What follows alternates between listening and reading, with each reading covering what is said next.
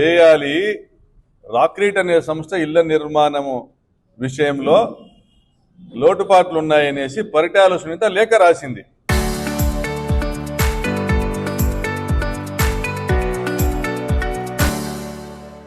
ఫలితంగా విజిలెన్స్ శాఖ ఎంక్వైరీ చేసింది. రాక్రీట్ సంస్థకి ఏదైతే ఇచ్చినటువంటి మెటీరియల్ అంతా కూడా స్టీల్ కానీ, సిమెంట్ కానీ, శాండ్ కానీ హౌసింగ్ డిపార్ట్మెంట్ వెనక్కి తీసుకుంది, పనులు ఆపిచ్చింది. లిటరల్గా గవర్నమెంట్ చేసింది ఈ పని. నష్టపోయింది ఎవరు? లబ్ధిదారులు. ఇళ్ల నిర్మాణం ఆగిపోయి రాక్రీట్ సంస్థ ఏ పనులు అయితే ఒప్పుకుందో ఆ మేరకు.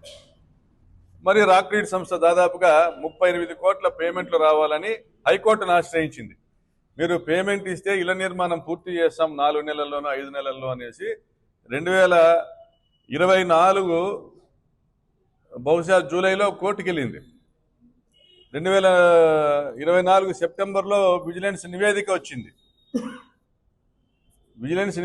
ఇప్పుడు 17 నెలల కింద. మరి అందులో విషయం ఏంది లేదు, కేవలము ఒక వైసీపీ మాజీ శాసనసభ్యుడిని అప్రతిష్ట పాలు చేసేదానికి ఆ వైసీపీ మాజీ శాసనసభ్యుడి బంధువు రాక్రీట్ సంస్థకు ఓనర్ కాబట్టి మీరు చేయాలనుకుంటున్నది చేస్తూ వచ్చినారు. ఈ పచ్చపత్రికలు రాయాలనుకుంటున్నటువంటి బూతు వార్తల్ని రాసుకుంటూ వచ్చినాయి. ఎక్కడ కానీ కడుపుకు అన్నం తినే వాళ్ళు ఎవరైనా కానీ 40,000 మంది పైగా 50,000 వరకు లబ్ధిదారులు నష్టపోతా ఉన్నారే. ఒక ప్రకాష్ రెడ్డి అనే వాడిని అరెస్ట్ చేసి ఏదో ఒక తప్పుడు కేసులు పెట్టి జైలు పంపించచ్చు కదా, పోనీ ఇంకా ఏదైనా చేసిండొచ్చు కదా. 40,000 కుటుంబాలు నష్టపోతున్నాయే, వాళ్ళ ఇళ్ల నిర్మాణము కేంద్ర ప్రభుత్వం కల్పించిన హక్కు కోల్పోతా ఉన్నారే, జగనన్న ఇచ్చిన పట్టాలు వ్యర్థమవుతా ఉన్నాయే, జగనన్న ఇళ్ల పట్టాలు ఇచ్చాడు వీళ్ళందరికీ కూడా, ఇవన్నీ వ్యర్థమవుతా ఉన్నాయి. వాళ్ళు నష్టపోతారనేసి ఆలోచన ఎవరికి? కనీసం హౌసింగ్ మంత్రికి కానీ, హౌసింగ్ అధికారులకు కానీ, నారా లోకేష్ కానీ, చంద్రబాబు నాయుడు గారికి కానీ కలగలే. నేను అనేక మార్లు చెప్పినా, ఇప్పుడు కూడా చెప్తున్నా, అనేక సంస్థలు రాక్రీట్ యొక్క పనులను మేము చేస్తాము అని పెద్ద పెద్ద సంస్థలు ముందుకు వచ్చినాయి. మంత్రి గారిని కలిసినారు, ముఖ్యమంత్రి గారిని కలిసినారు, Ajay Jain housing special secretary గారిని కలిసినారు, ఎండి గారిని కలిసినారు, స్థానికంగా ఉన్న ఎమ్మెల్యేలని కలిసినారు. మమ్మల్ని ఎవరు కలవలేదు, ఈ పని చేస్తాము అని ఎవరు ముందుకు రాలేదని చెప్పమని వీళ్ళందరినీ కాణిపాకం వినాయకుని దగ్గర ప్రమాణం చేయమనండి. చాలా మంది పనులు చేయడానికి ముందుకు వచ్చారు. ఇదే రాక్రీట్ సంస్థ కోర్టుకు పిటిషన్ వేసింది, మా డబ్బులు మాకు చెల్లిస్తే మేము పనులు చేస్తామని. మరి కనీసం ప్రభుత్వము కౌంటర్ ఫైల్ చేయలే. రాక్రీట్ వేసిన పిటిషన్కి కౌంటర్ అఫిడవిట్ ఫైల్ చేయలే. ప్రభుత్వం నిమ్మకు నీరెత్తినట్లు వదిలేసింది, ఊరుకుండిపోయింది. అంటే ఇల్లు కట్టాలనే బాధ్యత ప్రభుత్వానికి లేదని అర్థమవుతుంది. వాళ్ళ బాధ్యతల నుంచి తప్పుకున్నారు. పోతే జనాలు పోతారు. మా దగ్గర మీడియా ఉంది, ప్రకాష్ రెడ్డి గారి మీద పచ్చవార్తలు ఏదైనా కానీ బూతు వార్తలు రాపించవచ్చు, పరిటాల సునీతను తృప్తిపరచవచ్చు. ఇది మీ లక్ష్యం. ఒకవైపు ఇదే జగనన్న కాలనీలో రాక్రీట్ సంస్థకు సంబంధించి, ప్రభుత్వానికి సంబంధించి స్టీల్ కానీ, సిమెంట్ కానీ, శాండ్ కానీ, బ్రిక్స్ కానీ, సెంట్రింగ్ మెటీరియల్ కానీ, లేదా బ్రిక్ మ్యానుఫ్యాక్చరింగ్ మిషన్స్ యొక్క మోటార్లు కానీ, స్పేర్స్ కానీ దొంగతనాలు చేసుకుంటూ పోతా ఉన్నారు. అనేక సందర్భాల్లో అధికారులకు కంప్లైంట్ చేయడం జరిగింది. అధికారులు కొన్ని చోట్ల జోక్యం చేసుకోవడం జరిగింది, కొన్ని చోట్ల కేసులు పెట్టడం జరిగింది. దాదాపుగా 20 కోట్ల రూపాయల మేరకు నష్టం జరిగింది. 20 కోట్ల రూపాయల విలువైనటువంటి మెటీరియల్ కోల్పోయినారు. మరొక 30 కోట్ల రూపాయల విలువైనటువంటి మెషినరీ మరియు దాని ఇన్ఫ్రాస్ట్రక్చర్ కూడా ఇవన్నీ వ్యర్థంగా పడి ఉన్నాయి. ఒక 37.5 కోటి రూపాయల మేరకు బిల్లులు రావాలా. రాక్రీట్ సంస్థ సంపూర్ణంగా నష్టపోయింది. పరిటాల సునీత ఎంత పాశవికమైనటువంటి మనస్తత్వం అంటే, ఆమె ప్రభుత్వం వచ్చిన ప్రతిసారి ప్రతిపక్షాన్ని ఆర్థికంగా దెబ్బతీయాల. దానికి ఫలితంగా ఎవరికి ఏమైనా నష్టం జరగని, ఈ రాష్ట్రంలో ఎవరికి ఎంతమంది నష్టమైనా జరగని ఒక దుర్మార్గమైన, కిరాతకమైనటువంటి రాక్షస మనస్తత్వం కలిగినటువంటి ధోరణి. మరి ధృతరాష్ట్రుని మాదిరి చంద్రబాబు నాయుడు కళ్ళు మూసుకున్నాడు. నేను ఈరోజు అప్పీల్ చేస్తున్నా చంద్రబాబు నాయుడు గారికి, రాక్రీట్ సంస్థ బ్లాంకెట్ ఎన్ఓసి ఇస్తా ఉంది. గతంలో అనేక సందర్భాల్లో చెప్పాను. బ్లాంకెట్ అప్రూవల్ అన్నట్లు బ్లాంకెట్ ఎన్ఓసి ఎవరైనా చేయండి. చంద్రబాబు నాయుడు గారు ఎవరికైనా పనులు ఇచ్చి చేపించండి, లోకేష్ గారు ఎవరికైనా పనులు ఇచ్చి చేపించండి. రాక్రీడ్ సంబంధించినటువంటి మెషినరీ అంతా కూడా, లేబర్ అంతా కూడా సంపూర్ణంగా సహకరిస్తారు. మార్చి 31 లోపల మీరు ఎంత చేయించగలుగుతారో చేపించండి. లేదా ఇళ్ల నిర్మాణానికి మీరు ఎక్స్టెన్షన్ తీసుకున్నారు. స్పర్శ యాప్లో ఈ 40,000 ఇళ్లకు సంబంధించి ఇంటికి 30,000 మీ కాంట్రిబ్యూషన్ ఏదైతే ఉందో 120 కోట్లు కేంద్ర ప్రభుత్వానికి జమ చేసి జేఎన్ఆర్ సంస్థ ముందుకు వచ్చింది. చాలా సంస్థలు ముందుకు వచ్చాయి. హైదరాబాదు సంబంధించి, విశాఖపట్నానికి సంబంధించి, ఏపీకి సంబంధించిన సంస్థలు కూడా వాళ్ళకిచ్చి పనులు చేయించండి. లేదా పరిటాల సునీతతో చేపించండి. పరిటాల సునీతకు ఈ నిర్మాణ రంగంలో అనుభవం లేదనేది కాదు. ఆమె శ్రీకృష్ణదేవరాయ కన్స్ట్రక్షన్స్ ప్రైవేట్ లిమిటెడ్లో పార్ట్నర్.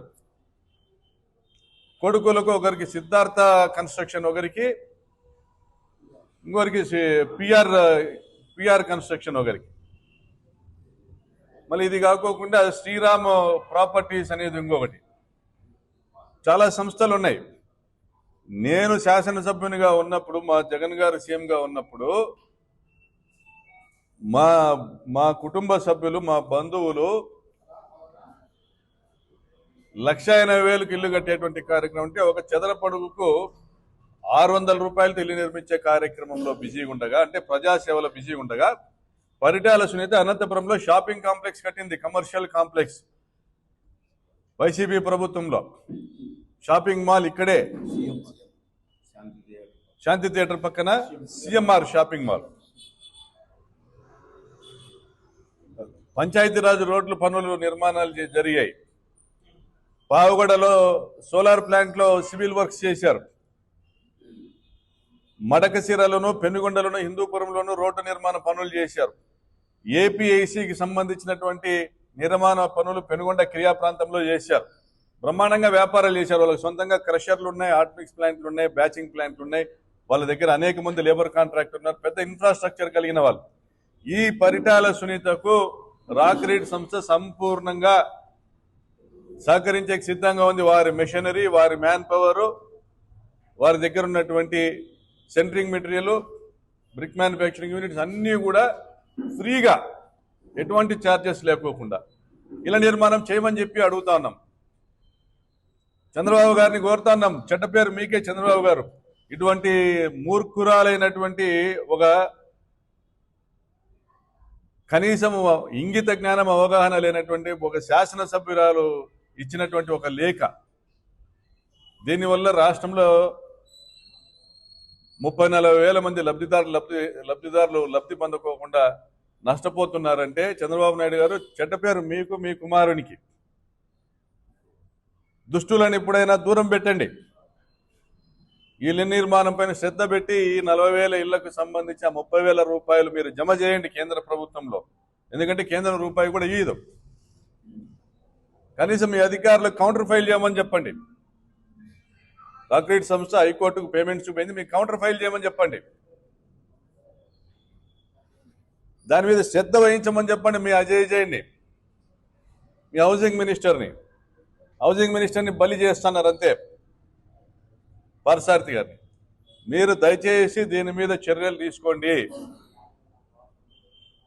తీసుకొని మీ వల్ల ఆగిపోయినటువంటి రాక్రీడ్కి సంబంధించినటువంటి 40,000 ఇళ్ళు నిర్మాణం మీ వల్ల ఆగిపోయింది, మీ ప్రభుత్వం వల్ల. వీళ్ళు ఈరోజు మీరు కేంద్ర ప్రభుత్వానికి ఈ 40,000 ఇళ్లకు సంబంధించి 120 కోట్ల స్టేట్ కాంట్రిబ్యూషన్ మీరు జమ చేయకపోతే వీళ్ళు సంపూర్ణంగా నష్టపోతారు. బాధ్యులు మీరే. సహకరించేదానికి మేము సిద్ధంగా ఉన్నాము. మా బంధువుకు సంబంధించిన రాక్రీడ్ సంస్థకు సంబంధించిన ప్రతి ఒక్క మిషనరీ కూడా మీకు ఫ్రీగా అప్పచెప్తాం. మీరు పత్రికల్లోనో మీ మీడియాలోనో రాయడం వల్ల ఉపయోగం ఏం లేదు. ప్రజలు నష్టపోకుండా కాపాడండి. జీవితకాలంలో ఒకసారి ఇల్లు కట్టుకుంటారు. కట్టుకోలేని వాళ్ళందరినీ ఆప్షన్ 3 కింద చేర్చి గత ప్రభుత్వం ఇళ్ల నిర్మాణం స్టార్ట్ చేసింది. ఇప్పుడు 2 లక్షల ఇళ్ల నిర్మాణం ఆప్షన్ 3లో పూర్తయి ఉన్నాయి. కాబట్టి ఇది మా సిన్సియర్ రిక్వెస్ట్. ఇది గత ఈ 2024 9వ నెల 14వ తేదీ జిల్లా కలెక్టర్ గారికి, అయ్యా, we are writing to request your kind approval to resume construction activities in Alamuru. చరిత్ర సృష్టించినోడు ఇప్పుడు ఆ చరిత్రని తిరగరాయబోతున్నాడు. అబద్ధాల గోడల్ని బద్దలు కొట్టి నిజాలను రాగా మీ ముందుంచబోతున్నాడు. నిజమైన వార్తల కోసం వెంటనే డౌన్లోడ్ చేసుకోండి రా యాప్ని.